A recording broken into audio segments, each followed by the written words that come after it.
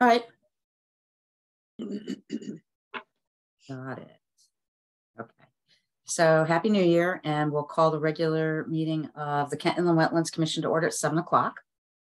Kind of a record. We made it on time, so that's good. And for the minutes, show that regular members Ken Johnson, Paul Yegid, Mark Smith, and myself are here, along with Ty Kern, our land use administrator, and Donna Hayes, our land use clerk. Or is it clerk or assistant? Assistant land use administrator. Assistant land use administrator. Thank you. I'm sorry, Donna. That's right. That's along with various folks from our applicant pool, and we can get started. Minutes of December 19. Did everybody have a chance to read them? And did anybody have any comments, changes, corrections? Nope. Nope.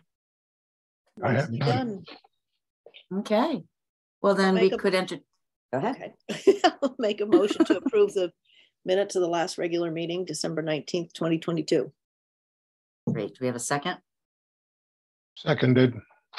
Thank you. All in favor, say aye. Aye. Aye. Aye. Opposed? Abstention? Okay. Great. So we'll move on to new business, section 4, under our agenda. And the first application that we're going to hear about is 1301-23, Cheryl Gold. And is Cheryl here? I'm Jason Smukes. I'm here on behalf of Cheryl. Great. I'd like to go over the application and give you the background of what's going on. That'd be great. And Ty, if there are any docs to any maps or anything that could be shared, that'd be great. If not, Jason, do you want to share and go as you're going over everything? I can. Okay. Great. I can share my screen. Great. And here comes Anthony, who is a commissioner, and I'm just going to give him 1 sec to join. Sure. Where is he? Shoot. Anthony, are you with us? Anthony? Anthony Palumbo? Yes, sorry about that. I was working on it. Great, thank you. Okay, so just for the record, show that alternate Anthony Palumbo has joined the meeting. Here comes Ken. Here comes regular member Ken Dietz. So again, just bear with us.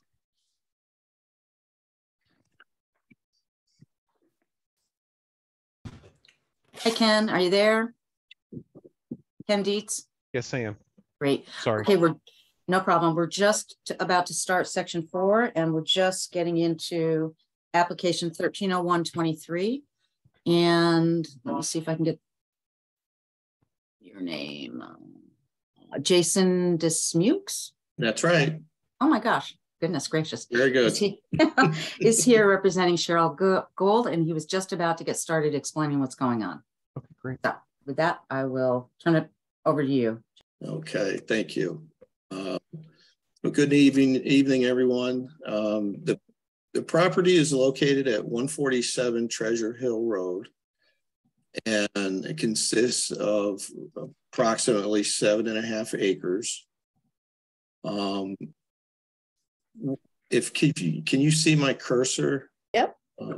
So this area is this part of the property is a hillside, and we have stormwater that comes in from the road that pulls water in from up the road into this hillside, and ultimately it drains to this small pond here.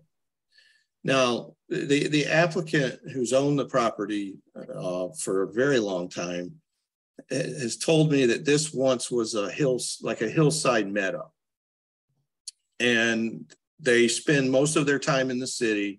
And now that they're out here full time, they had this area cleared to restore it back to a meadow, but did not really understand that they were in the area. I'm sorry, did you say in a wetland area? In the regulated area. And does that actually say wetland soil right there? There is this is wetlands, the hatched area. Okay, thank you. And so when they called me onto the project, I informed them that they were in a regulated area and that they had to come to the Inland Wetlands Commission to do anything what they wanted to do. And so part of the project is drainage improvements in conjunction with the construction of a guest house. And there's an existing driveway that starts right here, right by the house, and goes along this hillside out into the field out back. Pictures I can show you. But what's happening is the pond has no real control for an overflow. There appears to be a pipe that's buried in the embankment, and it lights on the hillside, and water flows from it down the hillside into this larger pond. But what's also happening is water is coming out of the hillside and literally running across the driveway. It's coming from the pond and it's running across the driveway, and it runs down the hillside to the bigger pond in a separate area. So if you were to walk right now, right here where it says gravel, I stepped in that area and lost my shoe. I had to dig it out of the mud right next to the house. That's how wet this area is. And so what the proposal is to put a real pipe in from the pond to a drainage system. And I'll switch to the next sheet so that you can see that. Hang on just a second.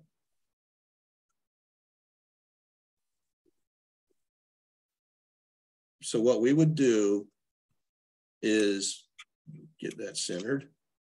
It's we would have a pipe with a head wall at the pond, come down to a catch basin alongside the driveway. We would have a swale alongside the driveway, but another catch basin here, and ultimately bring that water down to the pond in a controlled manner so that it's not running down this hillside, creating erosion. And so the project includes improving this driveway, putting in some drainage improvements, and then in conjunction with the construction of a guest house. Okay, so I just want to make sure I'm understanding what I'm saying. It is currently wetland soil. A portion of it is, yeah. Yeah, and so wouldn't your drainage system basically dry out an existing wetland? I don't believe so, because why this was flagged as wetlands here in the driveway is because water is crossing the driveway. That driveway exists now, and there's water crossing it, and so this section of that he flagged as wetlands, that's why. If it's not coming out of the pond, it wouldn't be flagged as wetlands. Well, it's either wetland soil or it's not. Well, that's what I'm at. Yeah, I'm curious about that. So he's got a flag on this side of the driveway, and he's got a flag on that side of the driveway, and so he included everything in between it, and the area all the way up to the pond, all the way up to the pond, and then below the driveway all the way down to the other pond, yes, which looks like it's a wetland. And I'd like to get to that section, this here as well. So what's happening down here is that we have so much water that's coming out of the ground on the uphill side of this pond that it actually sloughs the soil off the hillside into the pond. And you can walk out there and see where the hillside is slid, you know, in places where the water bubbles out of the ground. So we have so much hydrostatic pressure in this whole hillside that putting in a swale up here to cut off the surface water coming off the hillside is not going to dry out this wetland below. It just isn't. The water coming out of this hillside below down here it's pretty impressive. There's springs that just bubble up out of the ground. And so what the swale is mainly for is to pick up any surface water before it gets to the driveway. When was that driveway put in? Oh, I don't know. I mean, it was there to access the hay fields in the back. So it's just a gravel driveway right now? It's a gravel driveway, yeah. Mm-hmm. I'd like to hear what other commissioners think about this, and then we can talk about the house as a. Let me show you. Let me go over some pictures, if I could. So this is standing in at the corner where the driveway starts, and then let me kind of zoom in. You can see where water is just coming across the driveway right here. All I can see is your map. I don't think you've switched to the photo yet. You don't see the photo. Can you show us where though on the map we'll be looking at and then switch to the photo? Yeah, so if I'm standing right here and I'm looking down the driveway. Okay. And you can't see the photo on my screen. You'll have to stop sharing and then or switch to the photo. You might have to stop sharing and then share again. Yeah. How about now? Nope. Just see the map. You have to take the map away. You might have to click stop share and then share the photo. Yeah. Stop. And then try again with the photo and then capture the photo. Yeah. All right.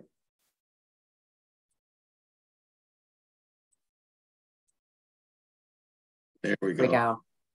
All right, so this is standing right at the corner of the house, looking down the driveway out back to where the hay field is, or the pasture. And that water is running across the driveway here. It creates a whole muddy mess right there. The small pond is out here where my cursor is out in this section. And so here's the small pond here with the embankment. And that would be if I'm standing up on the hillside above the driveway.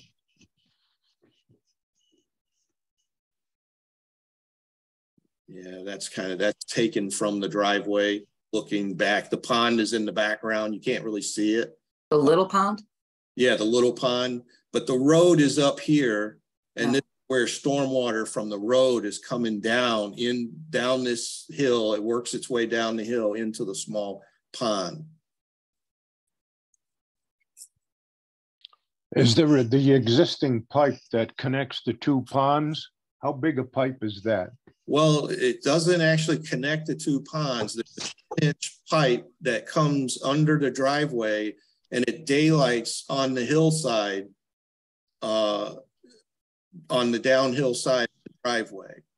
And so if it was functioning appropriately and any overflow like it should, it would cut a pretty good gully down the hillside. But the end of the pipe is buried in the embankment. Let's see. If you go back two images for a moment. Yeah, let's go. Where we were looking at so are we looking at whatever natural outflow would be coming out of the small pond in this picture, or lack thereof? I mean, I don't really see a defined outlet point. No, there isn't one. Right. There's no defined outlet for the small pond. Okay. And that's why I'm proposing to put a new pipe with a head wall from the pond. This is the large pond.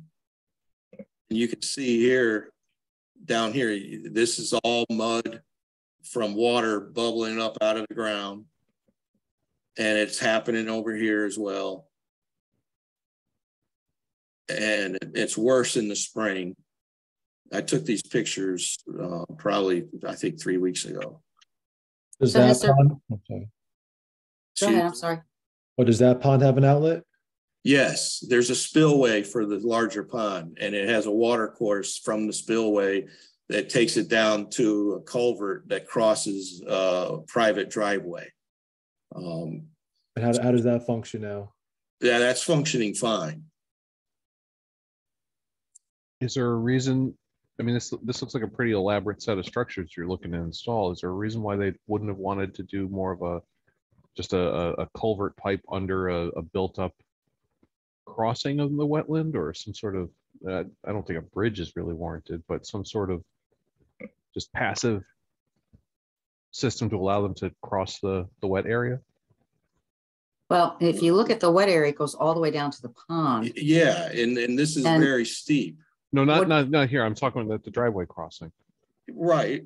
And so, But it wouldn't eliminate this other issue that he's talking about. and the goal is And that to may- get the water to this pond, to the bigger pond, without it running over land and creating an erosion problem, which is what's But to Ken's point, something less dramatic in terms of moving the water away from where it would normally go. So allowing a crossing, and then This erosion something more problem looks like a lack natural. of vegetation. more Right, than exactly. I anything. was just going to say that there's no Yeah. vegetation here, which is This really is- what this this is pond lawn. needs. Yeah, this and in my proposal, this area along this steep hillside would really go back to a non-mowable grass to help stabilize it. And that might take care of the erosion into the pond. But we still have right now a pipe coming that daylights right here where my cursor is. Can you make that a little bigger? Yeah. Is that the pipe that's carrying water from the small pond? Yes. Okay. It daylights here and it runs down this hill. Yeah. And I can show you a picture of it. There's But if you were to replace that with some kind of bigger culvert, are you saying you would still have that problem even if you had natural plantings between the Yeah, it's- driveway and this pond? it's very steep. It's That's Would you okay. would you be Here's able to the- reinforce that area with just some riprap from that So- between that culvert and the pond, just to slow the velocity down? You're talking about right here, Ken? Yeah, between this exit point and where it enters the larger pond. But you wouldn't want riprap the whole way down? no, and Or that some sort of Here, let's see if I can go back to irregular- my plan. I mean, we've got a couple of different things happening here. One is you're proposing to just totally move the water away from where it would naturally flow, which could have impacts on whatever little wetland systems are taking root here in the springtime and so forth. Well, And you're talking about trying to control erosion, which also could have some more natural solutions Mhm. besides eliminating water from a place that naturally has it. so the way I looked at this is that I wanted to get water from the upper pond to the lower pond in a way that is less erosive. Bring that water into the pond and in the flatter section where the terrain is flatter, and get it to the pond that way. But Jason, to your point, if this was all natural vegetation and was allowed to grow back again as a wetland, a vegetated wetland, wouldn't that I do the think- same thing? I think it's steep. I mean, I look at at these contours here. You can barely walk this. But, well, can we go back to the map so that has the contours on it, just so we can see? Yeah. Let Yes. me go back. So I got to bear with me.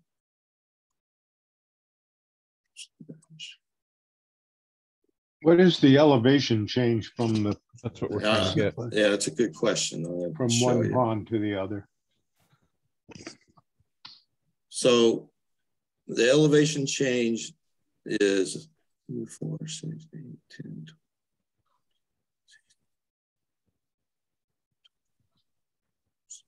It's almost 30 feet from the driveway to the larger pond in elevation change. Are these 2 feet intervals? I'm sorry. Yeah, yes. Yeah, these are 2-foot contours. Okay. And so, I mean, this section here is barely walkable. Yeah, but you know, if these are actual wetlands and wetland soils, commission typically doesn't approve draining a wetland. I understand that. So we're going to have to find a solution that gets you what you want and still. I'm not proposing to drain the wetland. I don't think we're going to drain the wetland. Okay, so that's the question. Can you show? Can you go back and just show us how far away you're going to divert the water? So and it's all going to be underground, right? No. So, okay. First off, we have 2 things going on. We have groundwater, which this is predominantly groundwater that's affecting this side of the driveway. What I want to do is catch surface water that's coming off the hillside in a swale. And I also have a pipe in the ground and a couple of catch basins so that water coming off the hillside, we can catch it in the swale, get it into a pipe and bring it down to the pond. So that's that approach. So I think what Ken was suggesting was rather than bringing it away and then down to the pond, at the point where you're crossing the driveway, catch it, go under that driveway, and then look at some more natural ways of reducing erosion, which is definitely being exacerbated by the water, but that is likely because there's no real vegetation there at all. And I think there's some of the reason is how steep it is. Well, it's not so steep that they can't get a mower over it. Right. And you know, steep slopes have vegetation on them everywhere.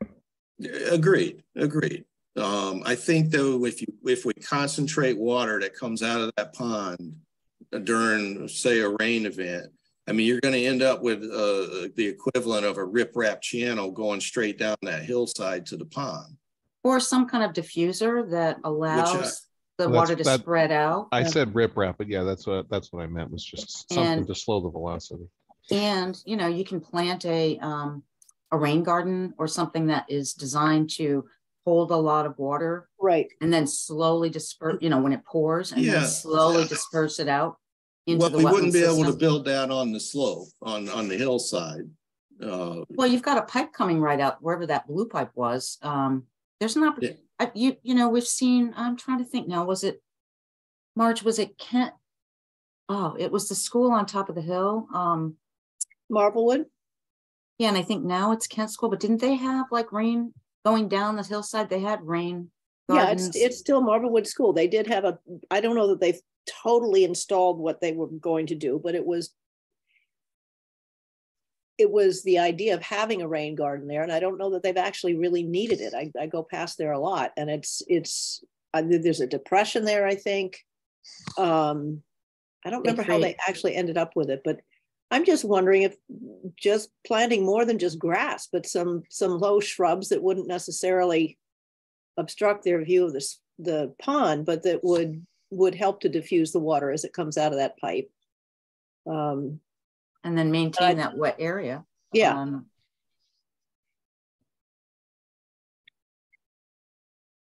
I mean, spreading the water as soon as it comes out of that pipe, I think would be a good start. And then with plantings to diffuse it even further as it gets down to the pond. So again, and along the edge of the pond too. I go back to what I said before, is that the swale in the pipe that I'm showing uphill of the driveway is mainly a surface water Right. issue. Right. And so from the water, yes, there's water coming down the slope to the larger pond. Removing that water from coming down the slope is not going to dry that slope out. That slope is wet. It's very wet just from groundwater alone coming out of bleeding out of the hillside. Right. So we don't want to dry that out. No, I agree. Yeah, and right. so what I'm Right. suggesting is that the pipe that I show along the driveway is not going to dry that out. Right. So- These are all surface level Yes. catch points. Yes. But that's what feeds wetlands, surface water drainage, as well, well as not groundwater only recharge. groundwater can feed wetlands as well. As well as groundwater recharge. Right. Right. Both are needed. Right. Right. Yeah. No, And I so appreciate what you're saying as far as catching. I just think your design is so much more disruptive than just building a crossing. All the digging and trenching and displacement, it just seems like excessive work. And excessive disturbance. I think, I don't know. Can you show where on this, to Ken's point, can you show where on this map the blue pipe is that we just saw with all the water gushing out? Can you see my screen? It's yes. Right, it daylights right here. Right here. Okay. Yeah. And that's what this water coming down the hillside is. That's what that is. Which looks like it's probably part of some original water course. I don't know. That pipe looks a lot newer than original. No, I understand that, but it looks like it's probably. I mean, because if you just look at the way the drainage naturally goes. Oh yeah, no. Looking at these contour lines, they each peak at the point that this water course is coming down. Yeah. This is definitely a natural water course. The contours show it. Yep. This isn't a result of, well, if it's a result of the putting the house in, it's long time ago. Yeah, and it's probably exacerbated by the kind of the manipulation of the wetland with these ponds. And the just open field space above. Exactly. Well, that the present pipe that's coming out just near the road, does water come out of that pipe continuously, or is it only in a rain event? No, continuously.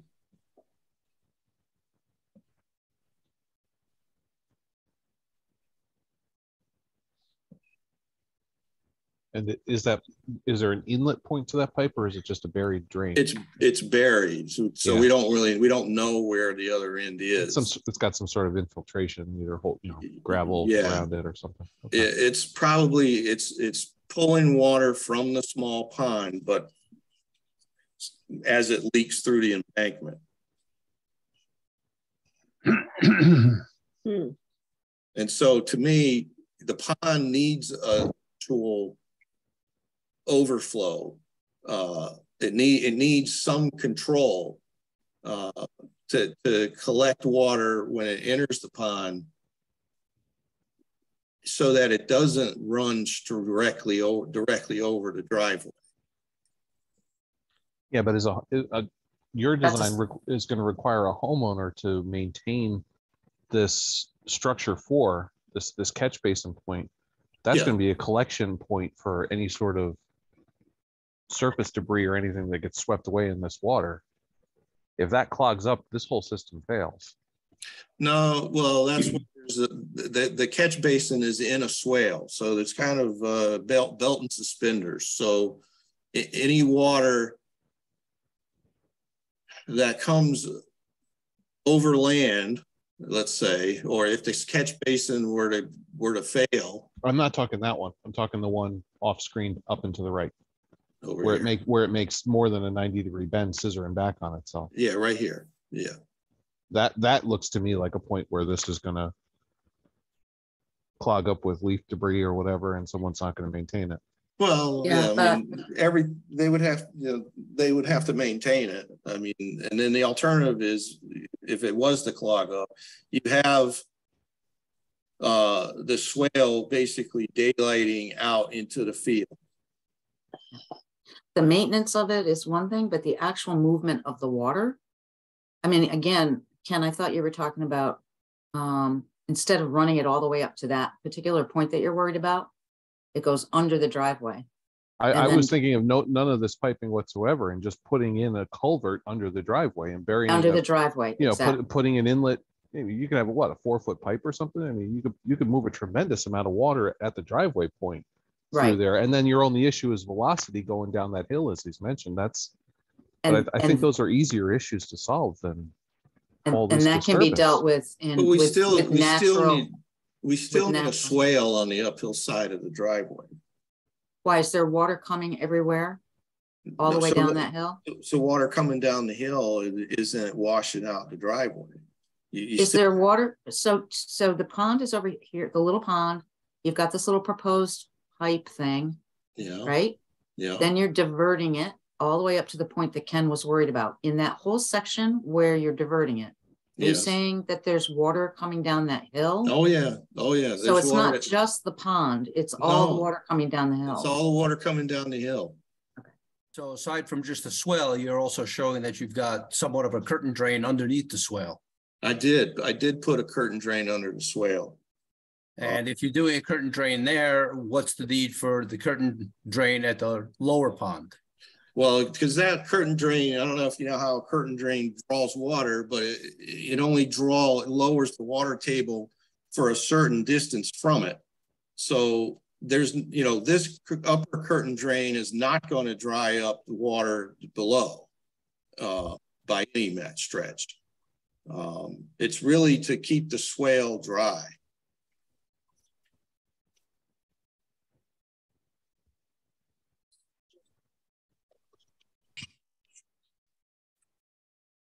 And again, and to protect the driveway so that the driveway doesn't fail.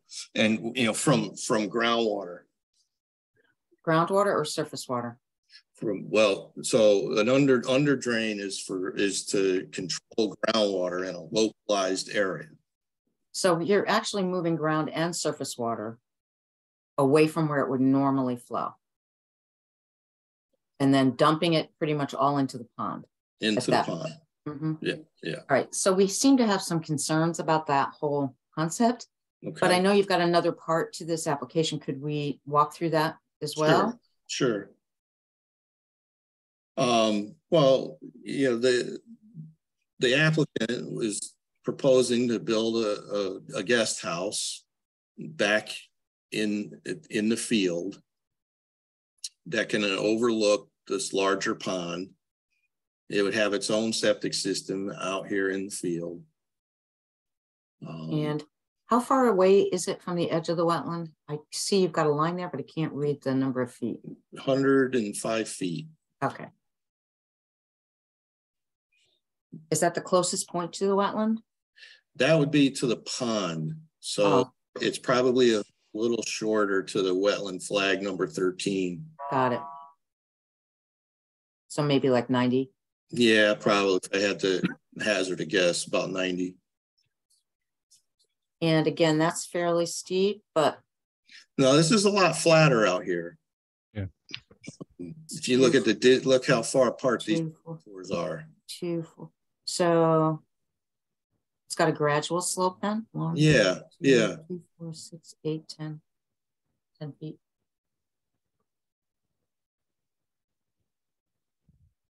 So it's in a regulated area, but it's true. Yes. Is this going to have a basement? It does have a walkout. Yes. And the walkout would be downhill?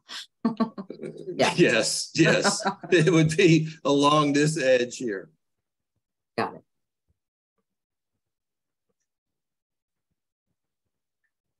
And then are you expanding the driveway there to provide a parking area for the house? We're improving it, yeah. So the driveway actually is up here. Okay. That's in place, and we're pulling it downhill a little bit and making a parking area. And would this be gravel or pavement? Oh yeah, gravel. Okay, questions from the commission on this part of the application? I don't think so. Ty, do you have any questions? Or My Donna? only question is, I understand there was some clearing prior to the application, and I'm kind of curious where that clearing happened. And I agree with what you're saying about the vegetation on the site, and it seems like a lot of this water, seems like there's no vegetation on the site. It seems like that would be helpful. So the clearing was here. So here's the garage. The clearing occurred out here in this area around the pond and around this side of the pond as well. So it's really this whole upper area. Including the wetlands. Including the wetland area. So would this be the wetland area and the area around it be allowed to regrow? Or would it be maintained as lawn? No, I'm proposing to allow it to have it be non-mowable grass. No shrubs? Well, there's shrub components in the seed that I specified. So what would grow there ultimately, do you think? Well, asters, let me see, let me go back to one of the pages where I have Planting plan? Yeah, so in the wetland area, we'd use a wet meadow, mix from New England wetland plants, and then the entire upland regulated area, we would use a New England roadside upland seed mix. And so both of these seed mixes have shrub components in them. And when it says steep slopes? Steep slopes, steeper than 3 to 1, would be stabilized with temporary erosion control blankets. To allow the seeds to grow. Yeah, to prevent erosion during, before they take hold. This seed says Kentucky bluegrass. That's for mowed areas. That's for lawn areas. So have you identified on any of the plans where the non-mowed Yes. areas would be? Yeah, so over here, I'm showing outside of the wetlands, we would use this dry meadow. I see. Thank you. Mix, and here in the wetlands, wet meadow mix. So And yes. then what about between the driveway and the pond? Nothing at the moment? Well, that's intended to be a wet meadow mix. So if I don't call it out, I will. I don't see it, but okay. I'm blind.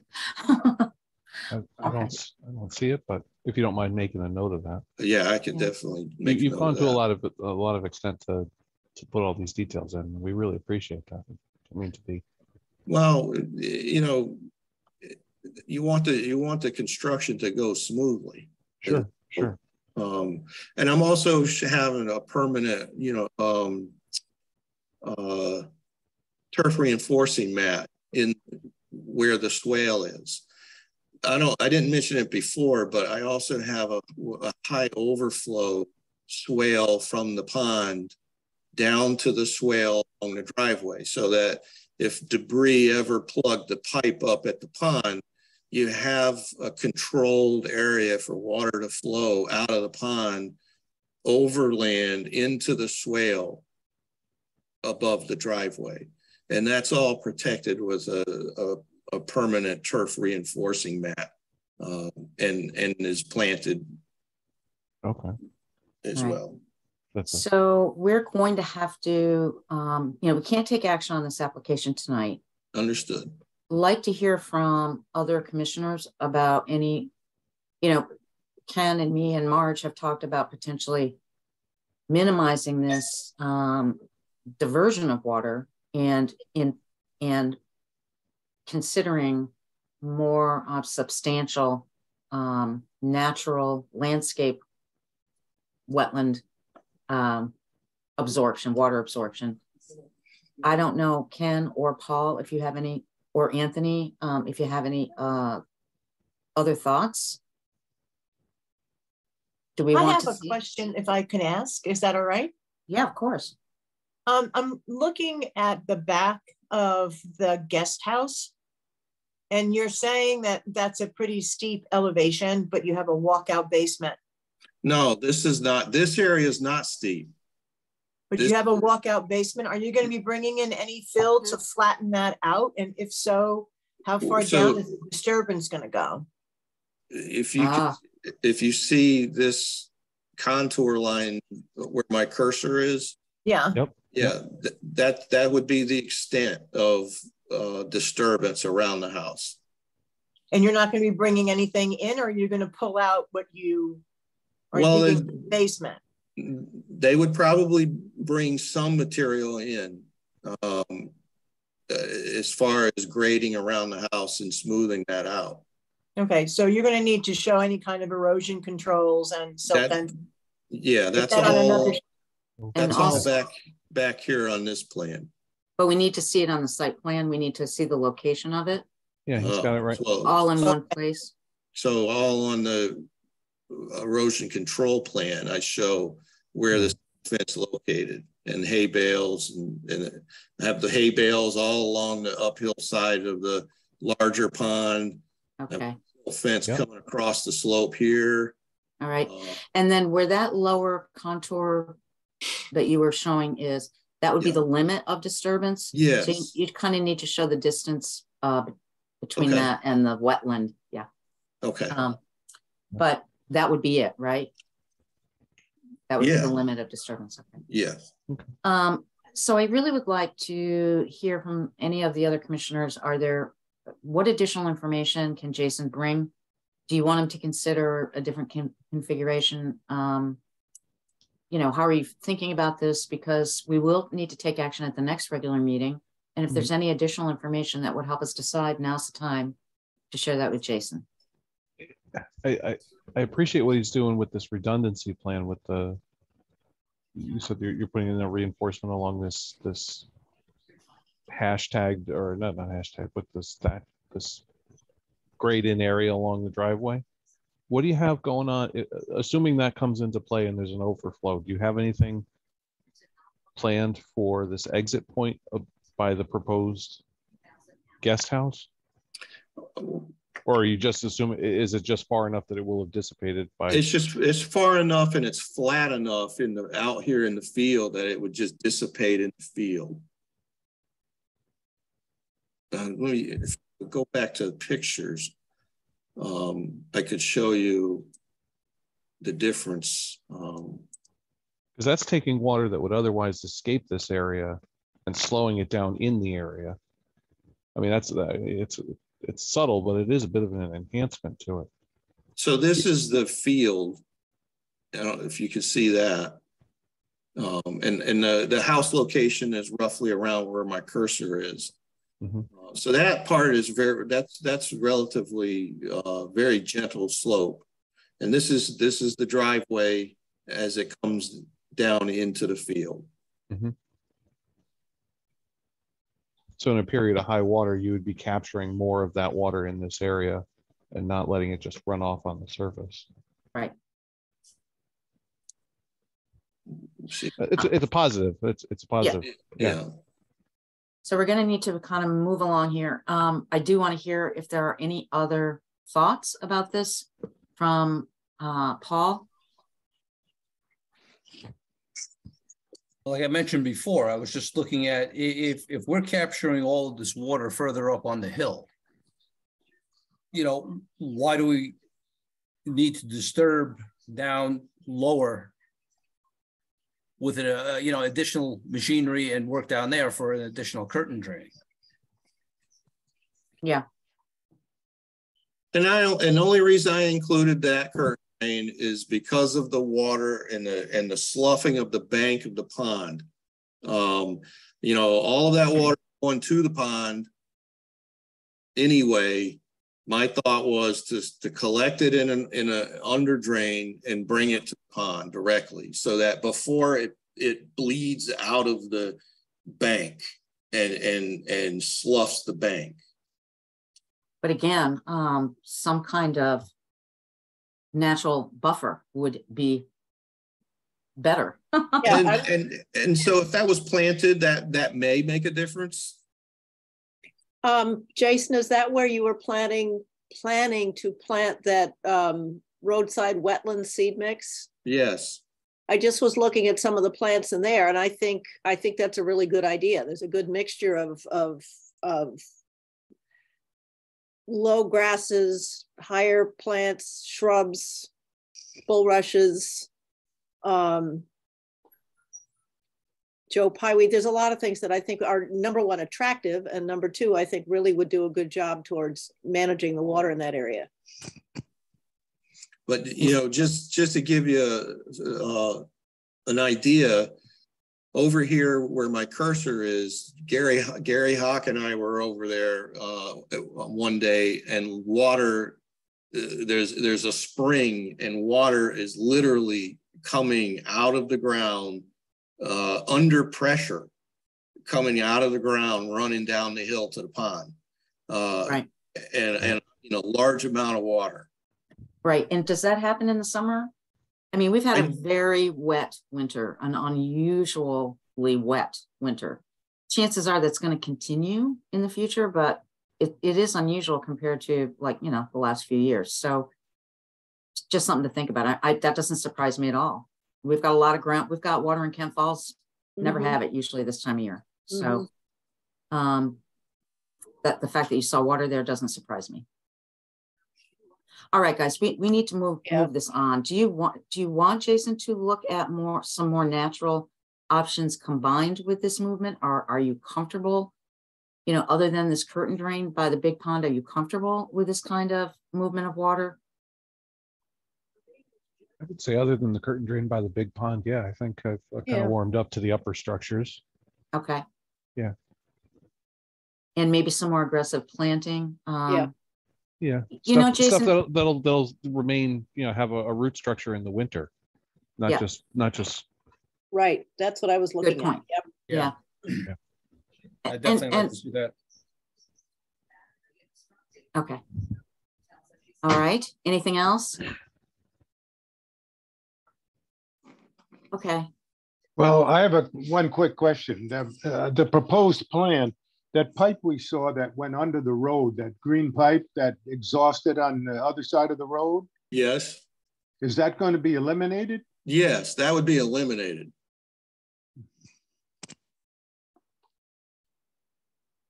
Okay. Ty, any other questions from you or Donna? I'm good. Okay. Good. So, Jason, you're going to come back to us with any other thoughts you might have about more natural, less intrusive, especially with regard to that large pond curtain drain, it sounds like. Yes. I'm curious about what kind of stuff is going to be planted between the driveway and the big pond on that slope, and whether or not perhaps some additional thought ought to be given to that. And I'm also curious about your statement that this isn't going to drain that wetland area. Because of your conviction that it's fed a lot by groundwater. Yes.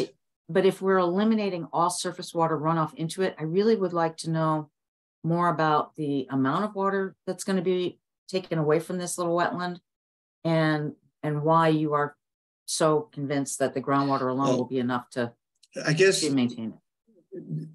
Would the commission be interested in a site visit? I would. I think if you walked out there well, first of all, let me warn you, you cannot walk down here Right. where this pond is. It's not surprising. On the uphill side, you will sink to your knees. Okay. It's that wet. Well, and that tells me that it should remain wet. It's a wetland. Right. So that's my concern. That is my biggest concern. And I'd like to look at this, if we could look at it against any wetland maps that we have, Ty. Okay.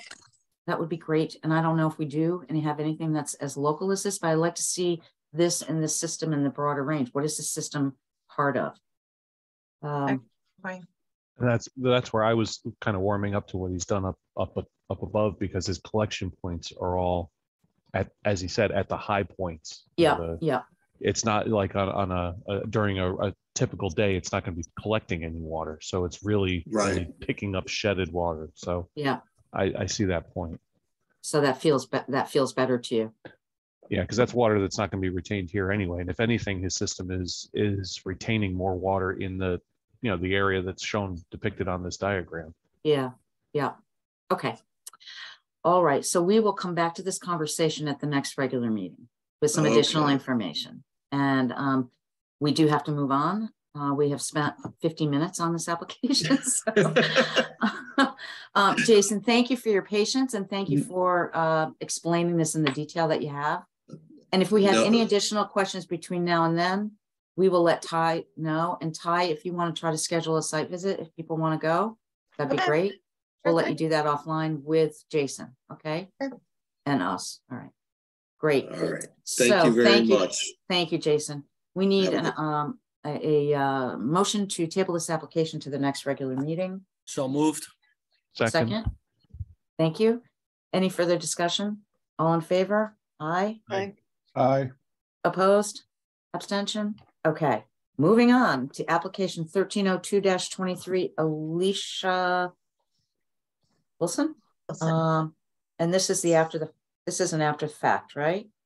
That's correct. So this was the application that I had received a complaint that there had been some activity within the regulated area. It's right on South Road. You could kind of see it from 341 if you drive up that way. You can see it right from the main road. So as we discussed, I had sent a notice of violation and Ms. Wilson did come in with an application kind of describing what she did. And, I'll let her walk. She's here tonight. She can walk you through it. I don't know, Ms. Wilson, do you want to share your screen or would you like me to? Would you please share yours?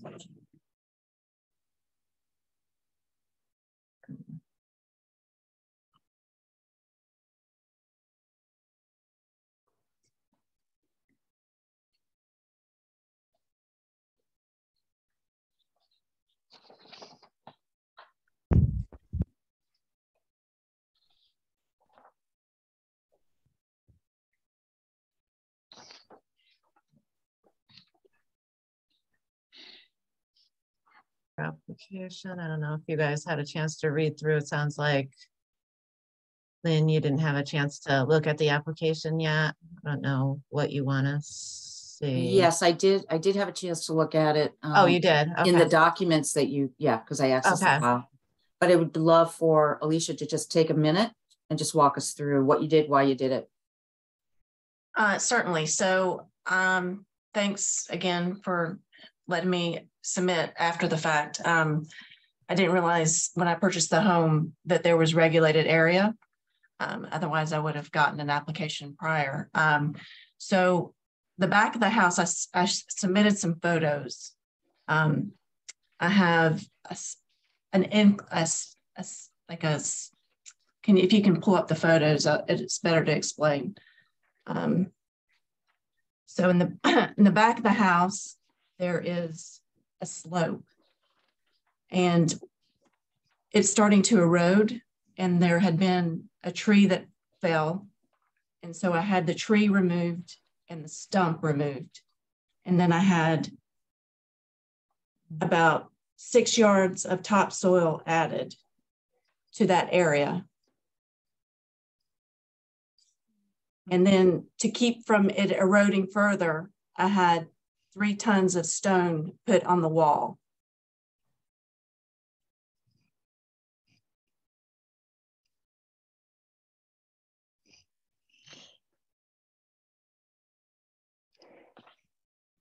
So what I had come to realize, and I did not know this before purchasing the house, there was a swimming pool in this area. And they obviously got rid of the structure and broke up the concrete and filled it. So I don't know what it's doing to my backyard, but there seems to have this is where I added the topsoil. So can you show us on this aerial photo, Ty, where we were just looking at with Yeah, your so cursor? Got it. out here, and then this is a big like wet pond area. And Mhm. all up and down, as you probably know, up and down this road is all wetlands. Mm-hmm. And her property almost entirely, even her structures are within the regulated area. Great. Okay. So is there a site plan that shows what she's done Yes. that you could pull? Yeah, there you go. Okay. All right. Does anybody on the commission have any questions for Alicia? Is this the kind of thing we would have allowed? Seems like it, but I'd like to hear your thoughts. I see no problems. What was the 3 tons of stone? Where did that go? It's so where I added the topsoil, I wanted to make sure that it wouldn't continue to erode because it's a slope and the rock is underneath the tree. So there's, Ty, if you can just, sorry, I wasn't prepared to share a screen. If you can show the photo, I put a silt screen up, which actually there's been no runoff. And I put some jute matting down also. So yeah, so the rock is on the other side of that. So the stones are big rocks is what you're saying. It's not crushed stone? Okay. It's not crushed. It's almost boulders. Okay. Like a retaining wall almost. Okay. Pulled back. And how's that going to stay in place over time? They're huge. They're huge. Okay. Yeah. Is it kind of like a stone wall? Yes. Yes. Got it. Well, driving past, it looks more like they're laid flat into the slope of the bank. They are. On top of each other or in a row? Correct. They're on top of, well, they're on top of one another. Yes. Is there trap rock between the big stones to keep the soil in place? Trap rocks are like small, like gravel type stone. No. I don't think you'd need that. No, I think you're thinking of it in terms of an actual stone wall where they're stacked on top of each other. They're not. They're just big boulders laid into the soil in the bank to help retain it. Right. Sort of like buttressing a bank somehow. Yes. So if you do that and you just kind of keep them in place with that silt fence, wouldn't eventually soil fill in any gaps and plants would start to grow and that kind of thing over time? Wait, I'm sorry, where, Lynn? On the stones that we're talking about. I'm assuming if there's some gaps, yes. Some vegetation will continue to grow out of the right. I'm just trying to understand, they're going to stabilize themselves. They're really heavy. That bank is going to remain stable without that fence, which is probably not holding them in, but it is trapping soil from moving. And then there'll be soil kind of trapped in any openings and vegetation will start to grow, right? I'm assuming yes. Yeah. I mean, what else could you do here? And I'm only seeing Stabilize maybe 4 feet of elevation change in this whole area. Yeah. At most. So and how far is it? How long is that? How many feet is that? The rock of the retaining area. Yeah. Yeah, the one piece we're missing is on this site plan map where this work is. Yeah, where's that retaining wall on this map? It's so right where it says underneath the tree field 6 yards, there's a little red dot. That is where the fill was and also where the wall is. So how long is the wall? It's not a little dot. It's like it goes for many feet, right? Yes, it does. I mean, relative to the length of your house is about the same length. It looks to be about 30 feet or so, judging on the space in between the silt fence stakes. Yeah, it's about 30 feet.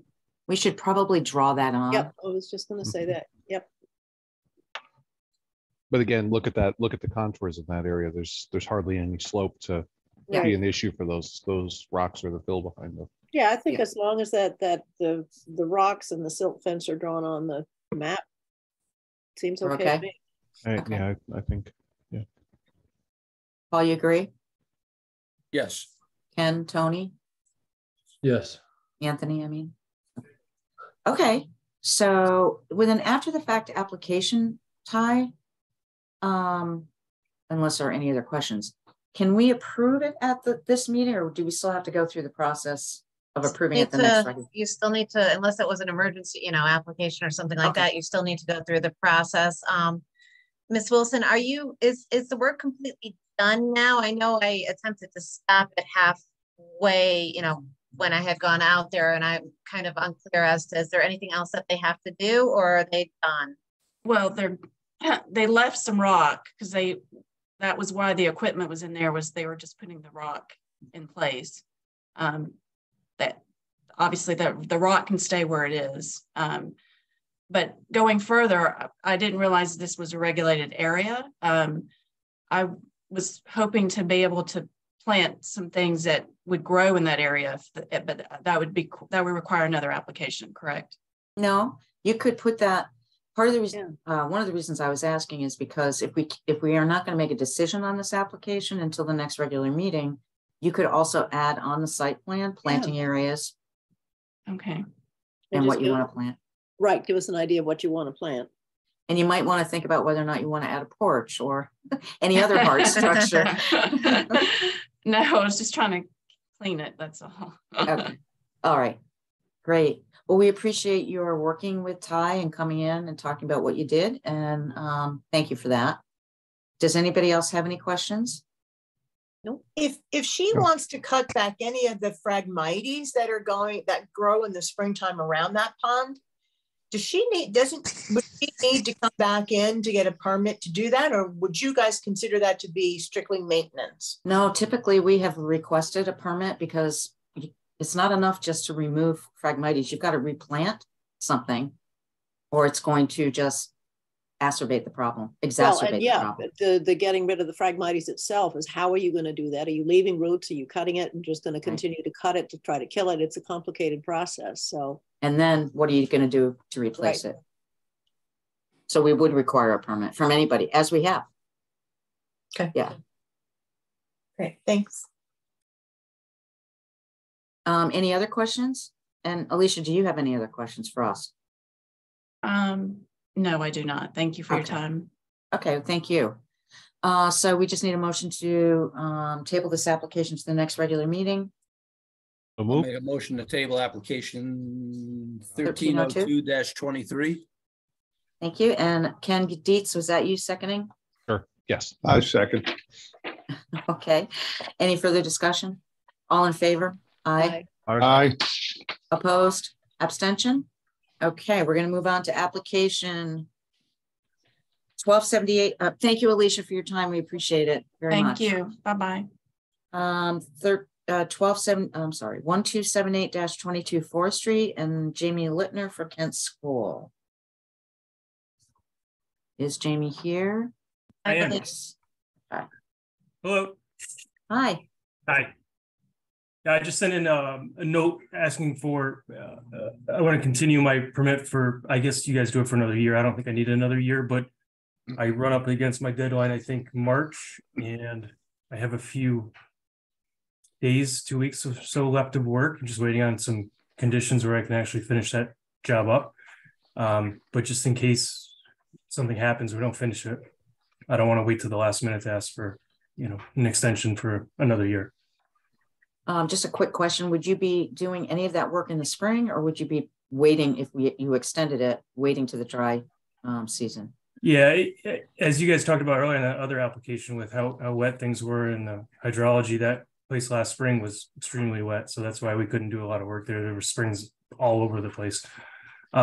So again, my hope is to be done in February. There's really not much left to do. But seeing how things have been going, I can't bank on that without taking trying to mitigate that risk. Right. So you'd wait for the drier. Yeah, I'd have to. Okay. Yeah. For what's left, it's not like I'd rush in there. it's just kind of like a punch list of stuff we'll have to do. So it doesn't have to be like instant or have to do it in the spring or under some sort of deadline. No, it's basically condition warranted now. Okay. Anybody have any questions for Jamie about this? Nope. No. Makes sense. Ty or Donna, do you have any questions, concerns? No concerns. It looks like he's using best practices. There were some questions about some runoff, and he sent me some pictures of how he was managing it. So things are looking good. Okay. So then are we ready to move to approve? Looks like it to me. So we need a motion. I'll make a motion to approve extension request application number 1278-22F. Thank you. Second. Excellent. Second. Thank you. Thank you. Any further discussion? All in favor? Aye. Aye. Opposed? Abstention? Okay. Thank you. Thank you, Jamie. Yep. Thank you. Have a good night, guys. You too. All right. So we're going to move on now to application 1255-21. Is Brian here? Yep. Oh, there he is. Okay. Hi. I'm just curious about the, okay. All right. Never mind. Okay. So Brian and Ty, you want to just talk us through what's going on?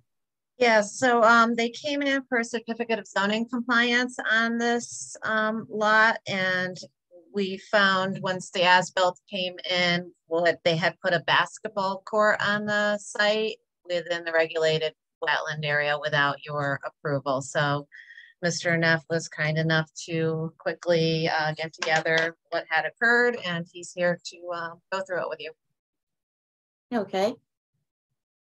Yeah, the idea was to keep this out of regulated area.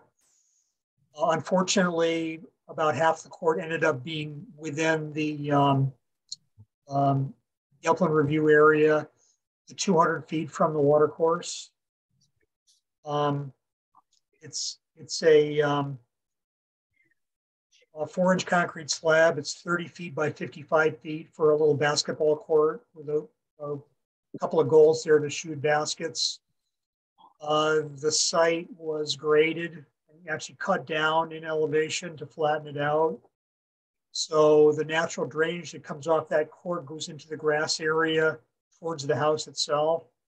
There's no direct drainage right down to the wetlands or water course. So I went up there as soon as I heard about this to take a look myself. And you know, when you're standing there, it seems like it's a very far distance from the water course, but from the numbers, it actually accidentally went in that area. So the court is built right now. The slab is in. There's grading done around the court itself. It's stabilized.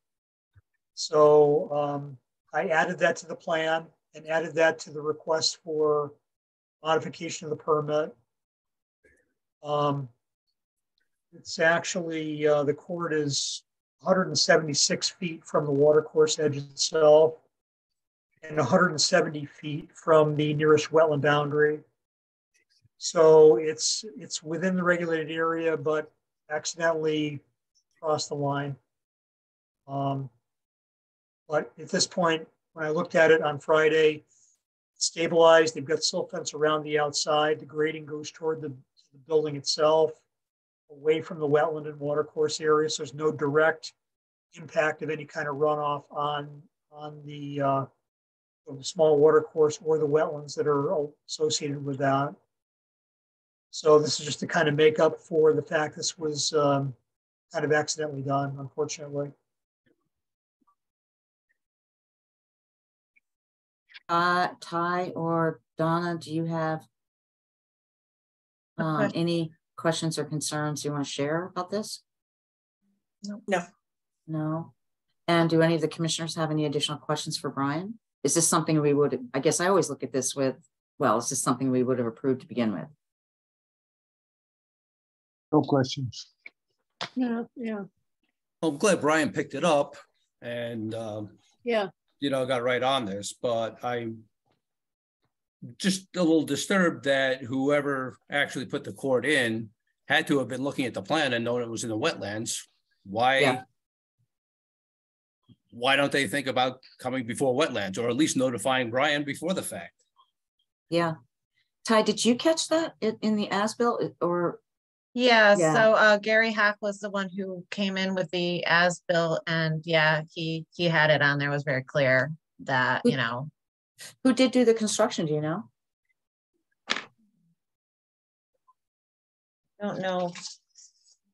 I think Paul's raising a good point. We might want to reach out to whoever did it. H&Y Construction is the contractor. Yep. Nationwide? H&Y Construction.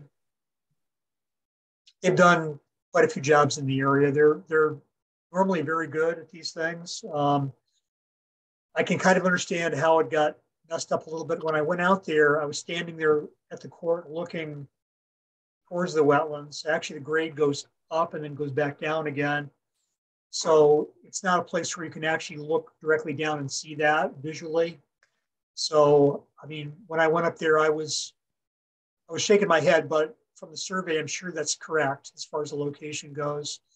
So I think it was just basically a perception of where the wetlands were in relation to the location. It seemed like it was a long ways away, you know, but it is what it is. It's in there right now. The slab is finished. They've got some grading done around it. They've got erosion controls around it. It's a safe site, and yeah, it could have been a lot worse, right? But to Paul's point, you know, we want to make sure that people aren't just kind of getting used to skirting the edge of the, you know. I believe that they were trying to stay out of that area. I mean, this was something new that came up. I'm sure it was the owner's request to do something like this. So yeah, unfortunately, it you know, got into regulated area accidentally. But I, you know, personally, don't see any necessarily any problem based on the grading. Right. Just from those things. Again, water's not going directly down towards the wetlands or water course. Take a lot of work to rip the whole thing out and move it out of regulated area. That's why my question was, is this something we would have approved, do we think, if it had been included in the application to begin with? Probably. Well, I think it's not you, Brian, the commission. But Marge, Ken, Paul, Ken D. Yes. I don't see a problem in that it's a flattish area, and it's some distance from the water course itself. So I think I wouldn't have any objection. Yeah, the only question I would have asked would have been, what does the terrain look like on the adjoining property, and does the brook come anywhere closer on that? But if we're saying this is the closest point depicted here, then I don't think I would have had a problem with it. Marge? No. Okay. Okay, well, first of all, Ty, thanks for finding it. Brian, thanks for scoping it out and explaining how it happened and your perception of impact. And it doesn't sound like the commission has any problems with this. So is this something that we would be able to approve tonight as well, Ty? Yeah, because it's a modification to the original application. Okay, thanks. So unless there's any additional information or questions, looks like we could entertain a motion. I move that we approve application number 1255-21. Okay. Yep. Second. Thanks, Marge. Any further discussion? All in favor? Aye. Aye. Opposed? Abstention? Okay. Thank you very much, Brian. Thanks very much. Let's hope we don't see you under these circumstances. No, me too. Me too. Thanks very much. All right. Thank you. Take care. Okay, we are going to move on to application 1303-23. And who is representing? Is this Dean? I think Mr. Green is here for this application. Joe. Okay. Okay. Okay.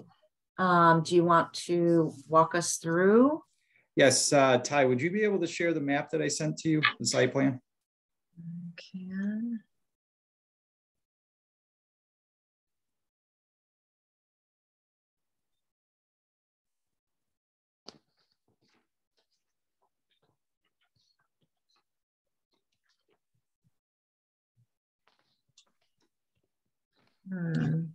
That's not what you're looking for, right?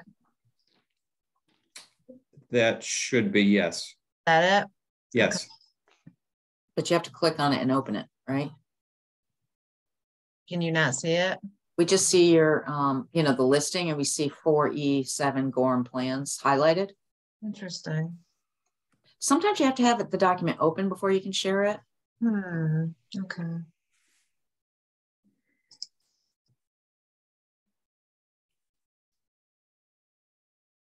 That better? Yep. Okay. Could we go to the next sheet, Ty? That's the site. Yep, that one. Thank you. Okay. So what we're looking to do is to construct a house and a septic system located to the northwest of the property. There is, however, a narrow swath of wetlands down towards Gorham Road that we have to cross to get to our home site. And we had a soil scientist, Jim McManus, go in. He mapped the wetlands. We provided the report as part of our application. So what we're looking for is approval to construct a driveway through a wetland with a culvert. The driveway, the driveway itself, other than the fill that we need to put in to place the culvert, so to get grade to cover the culvert, we're basically, the driveway all the way up to the home site is at grade. So basically what we're doing is we're stripping the topsoil out and putting gravel down for the base, and that's it. So we don't have any, even within the upland review line, you know, within the 100 feet to the wetland, we do not have major cuts and fills. How big is the culvert? It's a 15-inch culvert. And is that going to be enough to carry the water? Yes, the watershed is actually the next lot to the north. So the watershed, and there's a high point. If you look up towards to the right of the house, that's where the high point is. So it's it's a small enough area that we felt 15 inches of capacity would be capacity. Is this a moving stream or just wet water? No, it's just I think it's the way that the road was built, that it's a low point and it takes on water, because once again, just to the north of this is a high point where, and forgive me on the address, but the property to the right, their driveway, if I recall, is at the high point in the road. So everything drops from that point down, and then from that high point, it drops down into our property. So it's basically just probably like a little conveyance area. There's not water. I was up there approximately 2 to 3 weeks ago, and it's wet, but it's not a stream that's running through there. And the property you're describing next door is the one with the circle driveway with the egg-shaped island in the middle of it? Yes. Yep. Okay.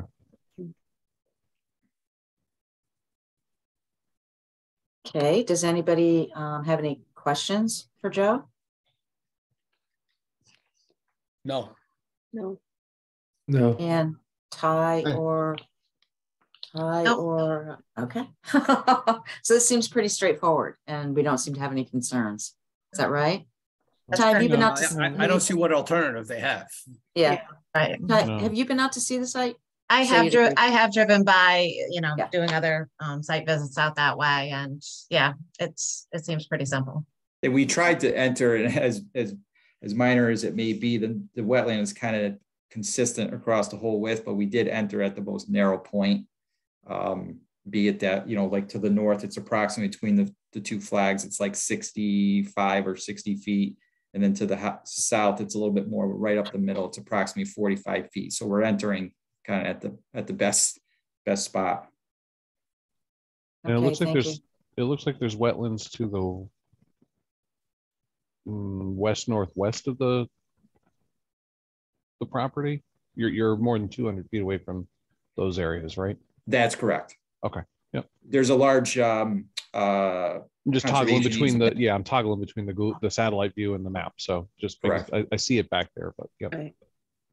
All right. Any other questions? Well, it sounds like we are ready to make a motion to table to the next regular meeting. And it doesn't sound like there'll be any issues, but if any come up in the meantime, we will ask Ty to reach out to you right away. Do you have any questions for us? No. Okay. Then let's have a motion. Make a motion to approve application 1303-23.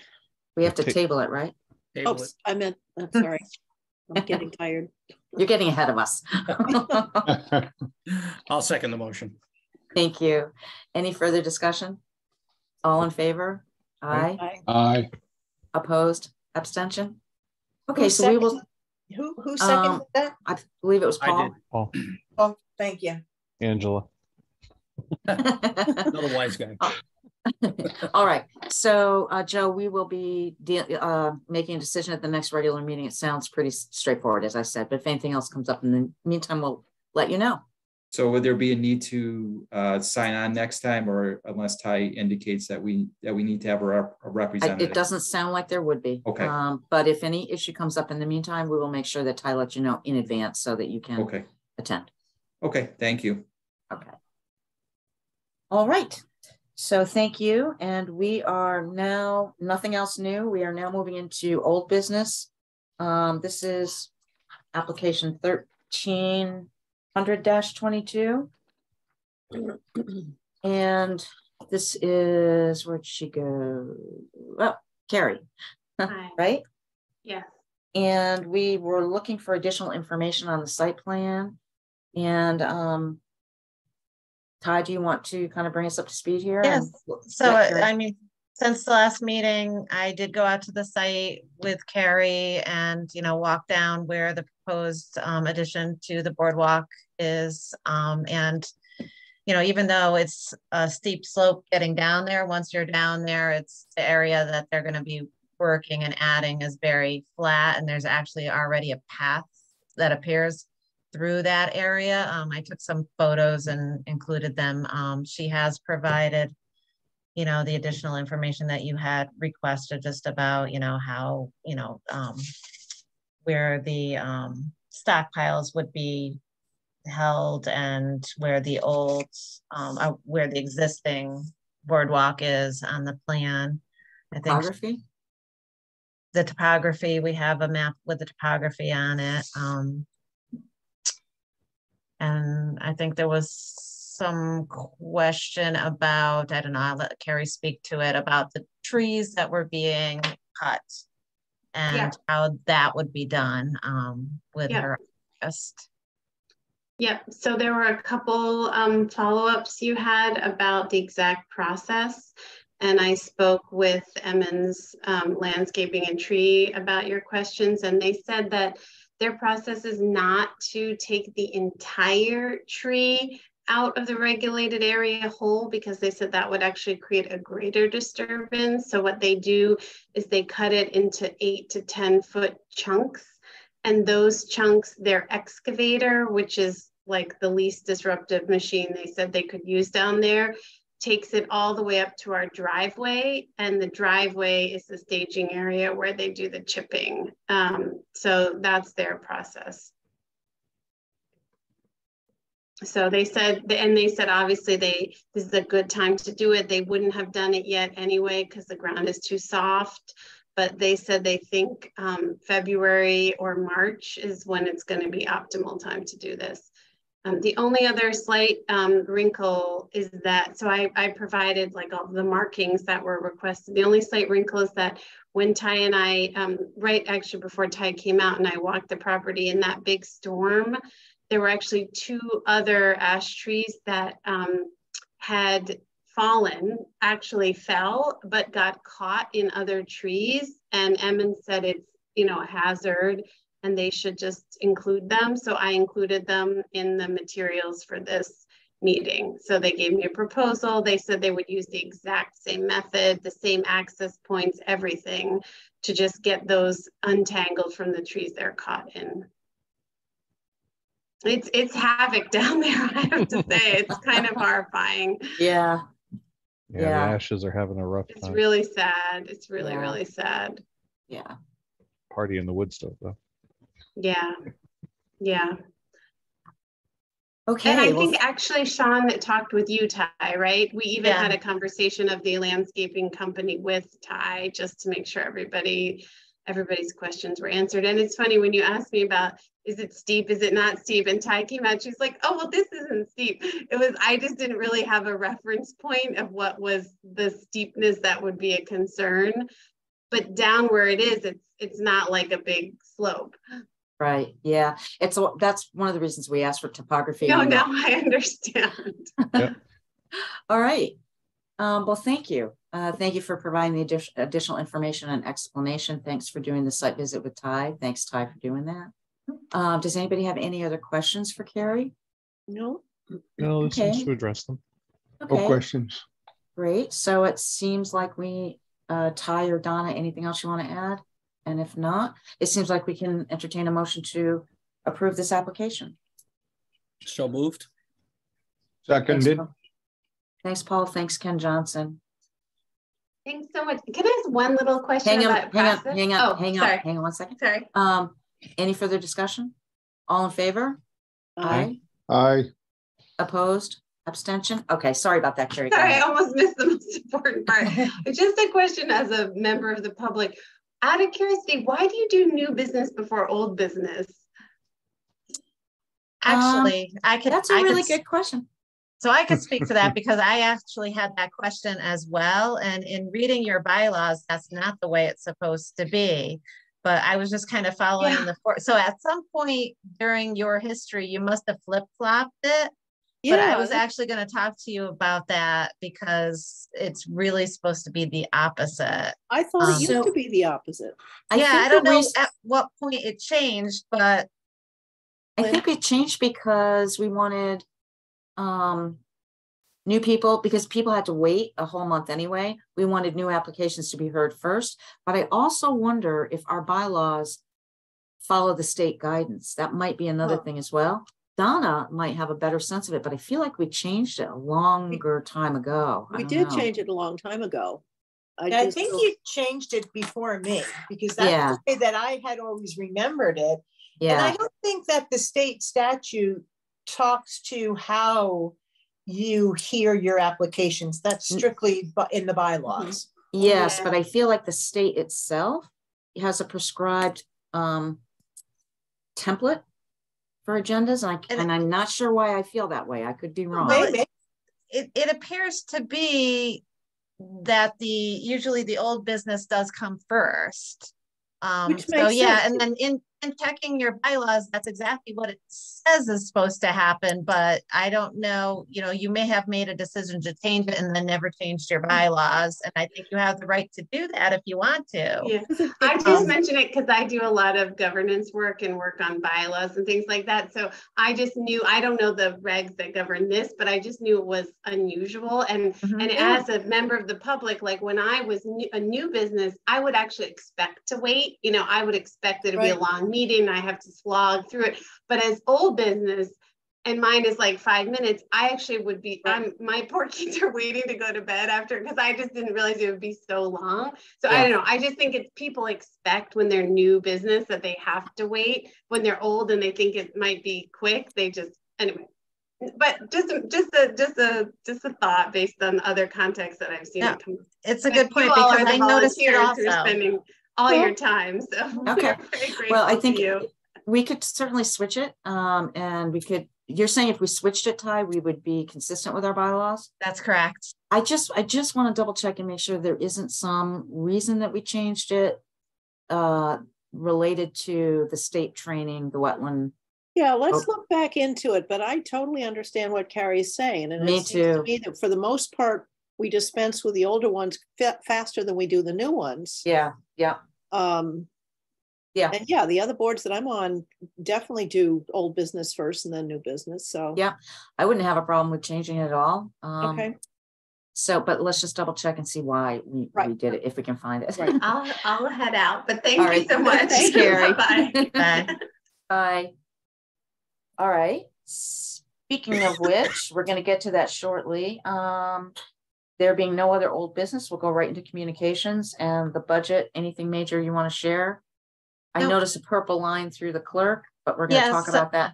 No, I checked on that with the treasurer, and at the time that she issued and the time she issued this report and the time that Donna started, her checks hadn't been cut yet. So even though it seemed like it should have shown up, it didn't. So Okay. it was a timing thing, and it just concerned me. That's why I highlighted it and checked on it, but it's Okay, all good. great. Okay, great. So we can move on to 6A2 bylaws review. Speaking of the devil. Yeah, I'm looking at the bylaws right now, and it definitely says old business before new business. Yeah. Yep. So we're going to leave that alone. And we've got some other recommended changes that Ty identified in red, right? Yep, this is just based on what you kind of directed at the last meeting. Right. Yeah, yeah. Rather than he or she, I kind of tried to go with their or they when possible. Other than that, we had that question about the secretary, and we changed that you may have one, but you don't have to have one. And that's pretty much, that was the extent of the changes. It looked like you made a change around the presiding person at public hearings. Public and that hearing, yeah. Could be an Presiding appointee. officer. Yeah. But it says up above the chairman is the presiding officer, but the chairman could assign someone else to do that. I think that was just a tense thing because I think it said he, and I just repeated the presiding officer to avoid having to say they or them or whatever. So it was one of those things. I didn't. Excellent. Okay. Thanks. All right. So any questions on? Do we want to leave this open until we can verify the order of this or whatever it was that old business, new business? Yeah. Caused us to want to flip flop or start flip flopping the old and new. Yeah. Old applications, new applications. Yeah. That's probably not a bad idea. I want to make sure that we didn't make a decision to do this because of some suggestion or requirement within the state program, because if that's the case, then we'll have to change our bylaws instead of the way we're doing business. So as long as it's not authoritative, if it was a suggestion, we're just politely declining to follow it. But well, I think we need to understand why we did it if we can. Sure. And then exactly. I think you're right, Ken. Maybe we could act on this at the next regular meeting. Are we out of compliance, Ty? Okay. I mean, all right. Every year you have to adopt it, but whenever you're ready. Okay, great. So let's put it on the December agenda. 31st sounds great. Nothing like planned procrastination. Can we approve it pending what you find? So this way, if you don't find anything, it's done. Fine. I mean, it's not a difficult thing. Okay. So yeah. It's up to the commission. I don't care if you want to do that, we can do that. So how do we go about finding out? I was wondering that myself. I can try to, I mean, if Donna doesn't remember why it happened, then it's going to be hard for me to figure it out. But do we have a person at the state who handles this? Yeah, I can check with that, but just from my own experience with other towns commissions, I mean, that's the way that they do it. Other wetlands commissions do it exactly that way as well. Okay. I just have this memory and I don't remember if it was case law or if it was a suit that was brought against a town or if it was, I don't know why. I don't remember anything about it. Yeah, but I was on the commission before you were. Do you remember when we changed this? No. Do you have a record of going back all the way? Seeing agendas flipped the other way? Did we ever do it the other way? No. It's always been like this since I've been on the commission. That's what, 12, 14 years? So I think I can just look back in the records. Yeah. God, Lynn, I might be the only person who's having this memory because I was the only one on the commission when we did this, or I might be having a hallucination. It could be one or the other. So I would say probably go back 15 years and see what the order When was Co then. de Villafranca was the chair. Right. I was on when Co was the chair. I'm trying to remember when I switched from P&Z to Wetlands, because I feel like it's been like 30 years since I've been on one or the other. Yeah. Okay, I could go through the records in the clerk's office, you know, I would go like way back. 15, 20 years yeah, and see what they looked like then and just start back about 20 years ago and take a stab See at that. how the agenda looked. And then if you Yeah. find a change, then go into the minutes prior to that change. That Right. would that'd be great. If we can't find anything, we'll just flip it. Yeah. Sounds good. Now, to Paul's point, do you want to approve these as is? And then if we find out that we are doing it the right way with the agenda. Okay. If it doesn't make a difference, we'll just wait. Okay, whatever. I don't care. Okay. And we could just, because we can do the approval at the next meeting if we find out. Yeah. So let's just table it to the next meeting. Okay. So why don't we just make a motion, or do we need a motion for that? I Table don't, action on this to the next meeting? No. I don't think so. Okay. All right. Pesticide applications. This is always fun. I will admit that I just cursorily, I didn't look at these two very carefully. I ran out of time. But I wondered if anybody else had, and if there are any issues that we see. I have a question. Why do they call North Spectacle a lake and South Spectacle a pond? They're both lakes. The state doesn't know that, but they're both. Well, I take that back. Back in some of the old documents, they're both called ponds. They're both lakes. The light doesn't reach the bottom. What's that? They're both lakes. The light doesn't reach the bottom. Thank you, And a Candy. definition of a lake or a pond? I That's his didn't know definition. that. I didn't either. Thank you. Did you the direct light? Yeah, I mean, obviously there's always a little bit of light infiltration, but there's some measure of that distinguishes the two. Interesting. Did you just make that up? No, it bugged me for a long time, and I scoured it. That's funny. Well, in terms of North Spectacle, what Lloyd Albin had told me when he was still living was that years and years ago, he said they were both North Spectacle Pond and South Spectacle Pond. Right. He started referring to it as a lake because he thought it sounded more attractive for the camp when he advertised it. That's interesting. Lloyd would definitely say something like that. God rest his soul. So Yeah. That's very funny. Yep. Who owns those two lakes? The state. Me. Privately owned by Well, the but land. the water itself is state. No, I think No, it's not. they own the land underneath it.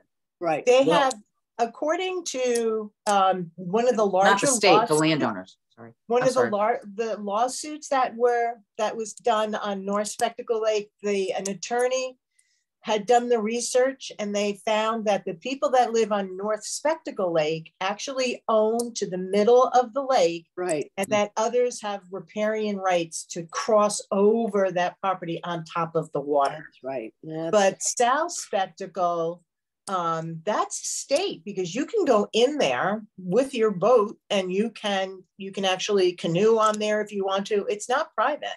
Right. Isn't there an access site there? There is off of 341. Yeah. Well, what about the property owners on the lake? Do they own any property into the lake, or Not on where? that Where particular- is? Not Not on on that South one. Spectacle. No, No, but the- on the South Spectacle. on South Spectacle, no, they own to the water's edge, But on North Spectacle, they own out to the center of the pond. to the center, right? That is so weird. Yeah. Yeah, you see that in a couple places around Connecticut. Yeah. It's really weird. It is. Okay. Any questions or comments on either of these pesticide applications? They both look pretty standard. I think they've make mention that they've been doing this for several years, and it's just every year it's a new application. Yeah. Yeah, I don't see anything that stands out. Ken, you're usually a Yeah, given up interest. That's totally meaningless. We find issues and there's nothing to show for it. So Yep. Yeah. Yep. And there you we're not even a rubber stamp. We're just an Nope. extra pair of useless eyes. So No, but didn't we actually get them to move on something? We got the state. to yeah, correct. we got them to Once in a check the box that there's public water access to South Spectacle. Well, Yay. There's still I'm dumping following gook this. in it. okay. All right. Okay. Anything else? So there was one quick thing last minute that I slipped in on the public drive and into your packets regarding a sample ordinance for Oh, I citations. saw that. Yeah. So we talked about that a little bit, and you wanted to know why. Yeah, I think it sounds like you kind of started that up over the years, and it never came to fruition. I don't know what happened with that, but I know this one comes from Roxbury, and I've seen it work. They have it, the ordinance built, and then they reference it. So the ordinance obviously enables it, and then they reference it in the wetlands regulations. So if this is something that you're interested in, I can, make it for Kent and even have it run by the town attorney if you look at it, and then see if the selectmen want to go to town meeting and see if we can adopt something like this. I'm lost. I think it's a great idea, but didn't what we is it? already do that? That's we what already, Donna, you all didn't right. we do that? I think we had started to go through the process, but then when we realized that what was going to happen was we couldn't make the January public town meeting to change the ordinance, and it just kind of fell. But didn't we draft an ordinance? No, we didn't even do that. I don't believe that we did. What are you talking about? For As far as civil ordinance- penalties. Oh, okay. I didn't, that was the one pair of words that I didn't hear when you were, okay. I swear I thought we had a draft, but if we didn't, then we didn't. Yeah.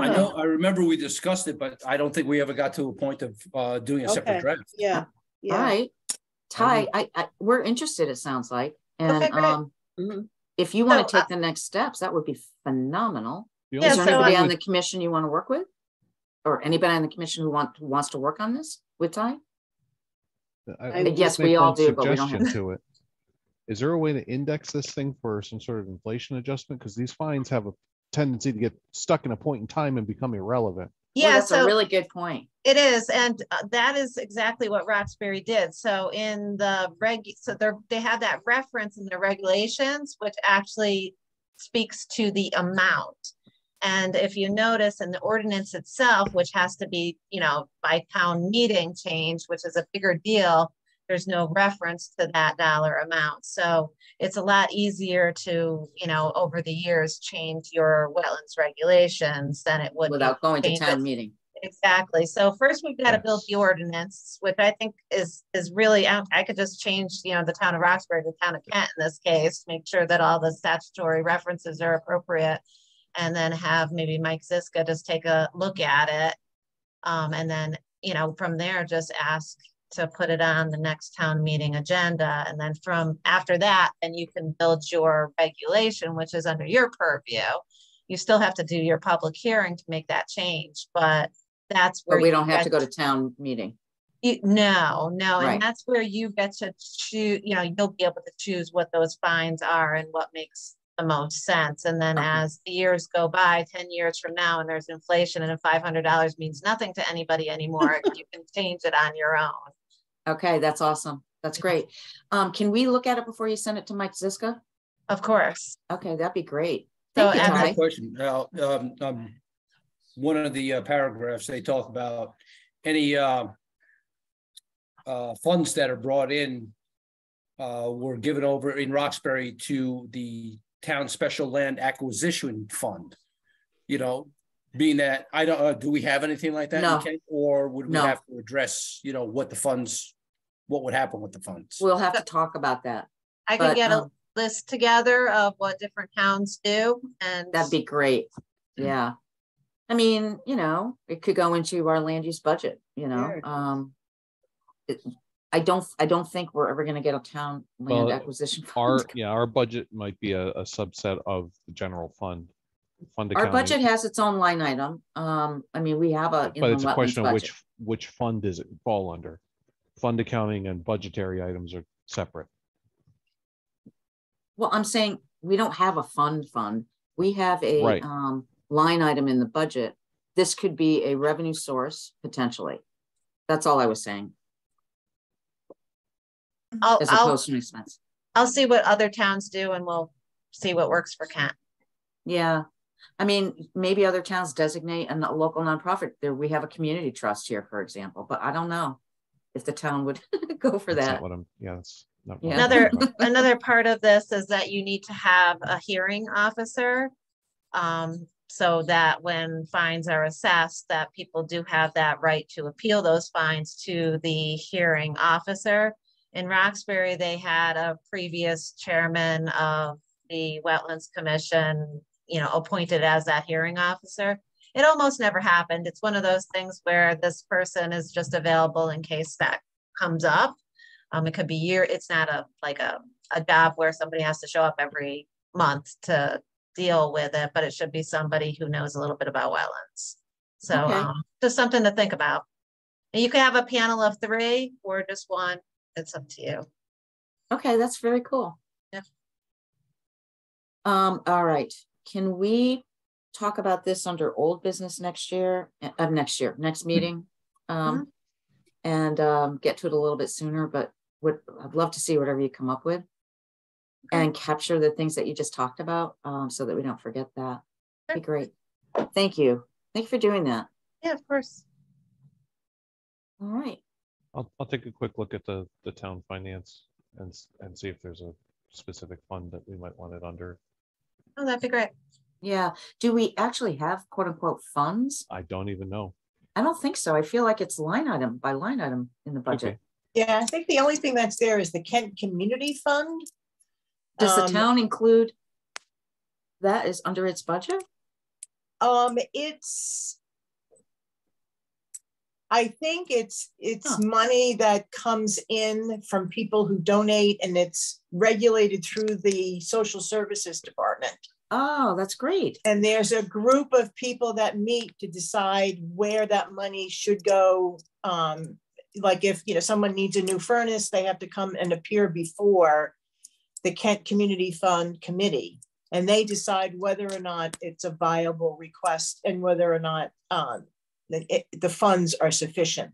Okay. Is that the same thing as the Kent Community, whatever that I donate to every year around Christmas time, that is basically a community fund? Probably the same exact thing. So Okay. it would come with, you know, with donations, you know, from the general public. Sometimes